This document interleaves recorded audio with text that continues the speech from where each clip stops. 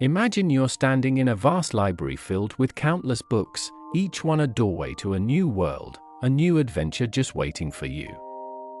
The scent of old paper and ink wafts through the air, and you can feel the excitement of knowledge all around you. But as you step forward, you notice something strange. The moment you reach for a book, a shiny notification pops up on your phone. Ding! Your heart races as you divert your attention, pulled away from the stories and wisdom that beckon you. This is the world we live in today, a world where distractions are like mischievous sprites, dancing just out of reach, drawing your gaze away from what truly matters. Welcome to the age of dopamine, the brain's little messenger that can either lift you to new heights or pull you into an endless loop of distraction.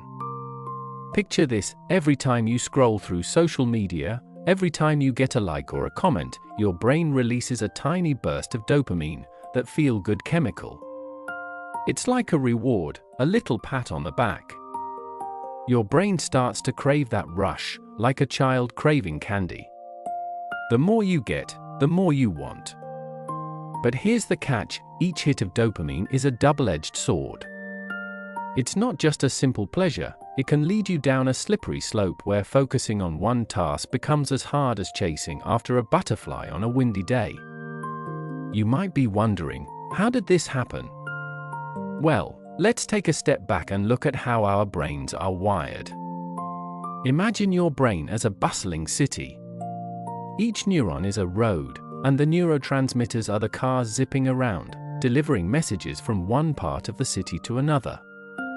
In this city, dopamine is the traffic light, controlling the flow of information. When it's green, everything runs smoothly, you're focused, and you can accomplish tasks with ease. But when that light starts to flicker, when distractions flood in, chaos ensues. Suddenly, it feels like you're stuck in a traffic jam, unable to get to your destination. Now, think about your daily routine. You wake up and grab your phone, scrolling through endless feeds of captivating images and headlines designed to grab your attention. Each swipe is like a little dopamine shot, keeping you hooked, but also making it harder to concentrate on the important things, like that book waiting to be read or the project you need to finish. You sit down to work, laptop open, but your mind wanders.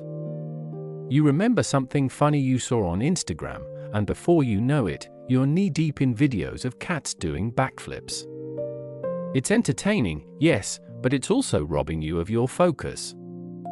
It's like trying to drink from a fire hose: too much information, too fast, and your brain just can't keep up.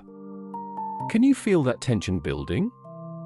The frustration of wanting to concentrate but being pulled in every direction like a puppet on a string? This is the true cost of our dopamine-driven world. It's not just about the distractions themselves, it's about how they reshape your mind. The more you indulge in these quick hits of pleasure, the more your brain rewires itself. It starts to seek out these instant gratifications, making it harder and harder to focus on anything that requires sustained attention. Let's dive deeper into why this is happening. Imagine your brain is a garden. When you take care of it, planting seeds of knowledge and nurturing them with attention, you cultivate beautiful blooms of creativity and productivity. But if you neglect it and let weeds of distraction take over, soon enough, those flowers will struggle to grow. In this garden, dopamine is like fertilizer. A little can help your plants thrive, but too much can drown them. The instant gratification from likes, shares, and notifications can overwhelm your brain, transforming that garden into a tangled mess of distractions. Eventually, you might find it hard to sit down and enjoy the simple pleasure of reading or solving a puzzle without your mind wandering off to check your notifications. Now, let's take a moment to see how this all plays out in our lives.